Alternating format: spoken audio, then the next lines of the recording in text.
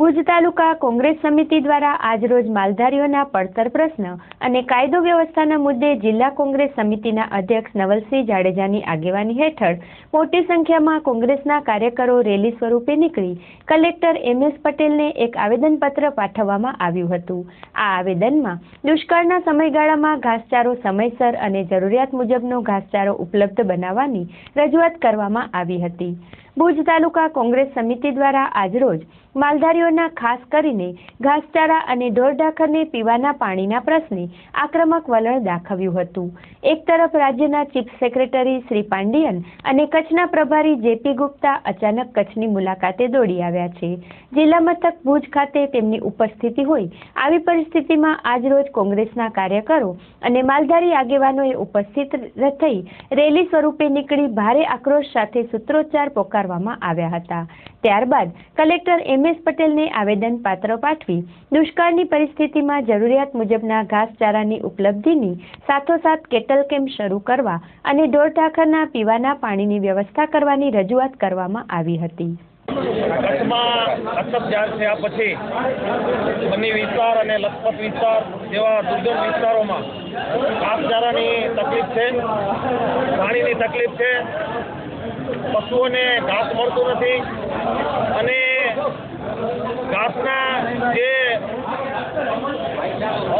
ડેપા ચાલુ કરવા જોઈએ પૂરતા પ્રમાણમાં ચાલુ થયા નથી। ત્યારે અત્યારે શિયાળાની આખી સિઝન નીકળવા આવી છે ત્યારે આખા કચ્છમાં જ્યારે ઘાસ નથી મળતો, પશુપાલકો સ્થળાંતર કરી રહ્યા છે અને પશુઓ મરણ પથારીએ છે ત્યારે આ ભાજપ સરકારનો પેટનો પાણી ચાલતું નથી। ત્યારે આજે અમે કલેક્ટરશ્રી મારફત ભાજપ સરકારને ઢંઢોળવા માંગીએ છીએ કે કચ્છમાં ઘાસ ડેપા ચાલુ કરો, ઘાસના વાડા ચાલુ કરો અને પૂરતા પ્રમાણમાં ઘાસ આપી અને પશુપાલનને બચાવવાની કોશિશ કરો। ખાસ કરીને કયા એરિયામાં આજે તકલીફ છે વાતની?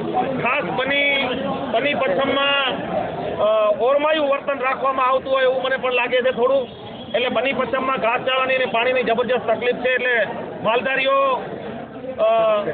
હિજરત કરી ગયા છે। ત્યારે અમે તંત્રને અને ભાજપ સરકારને અનુરોધ કરીએ છીએ કે ભૂતકાળમાં કોંગ્રેસ શાસને જે રીતે અછત ચલાવી છે અને અછતના કામો જે રીતે ઓક્ટોબર-નવેમ્બર મહિનામાં અછત અને ઘાસચારા અને વાડા ચાલુ થઈ જતા, આજે જાન્યુઆરી મહિનો પૂરો થવા આવ્યો છે ત્યાં સુધી હજી સુધી એક પણ ડેપા ચાલુ નથી આવે, પૂરતા પ્રમાણમાં ઘાસ ન હોય। કલેક્ટરશ્રીએ અમને અહીંયા ધારણા આપી છે કે પૂરતો પ્રમાણમાં ઘાસચારો મોકલાવશે એટલે અમે રાહ જોશું અને જરૂર પડશે તો આક્રમક પગલાં પણ લેશું અને આક્રમક આંદોલન કરશું।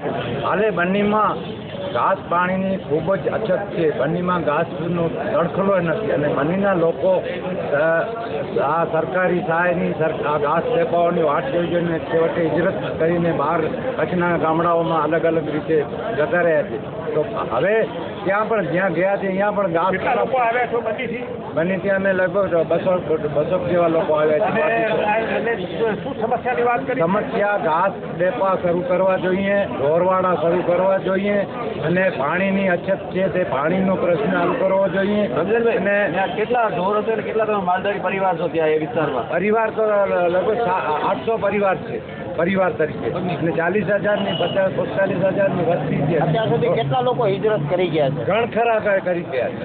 એટલે અમુક 70% 80% લોકો હિજરત કરી ગયા પણ હવે આમે પણ ક્યાંય નથી। એટલે જો સ્થાનિક ઘાસ ડેપો ચાલુ કરવામાં આવે અને ઢોરવાડા ચાલુ કરવામાં આવે તો આ પશુધન ટકી શકે તેમ છે। આ બાબતે અમે કલેક્ટર સાહેબને રજૂઆત કરી, કલેક્ટર સાહેબે અમને સારો એવો જવાબ આપ્યો, વ્યવસ્થિત વાત કરી છે અને અમને આમાં સહકાર આપશે એવી અમને ખાતરી આપી છે।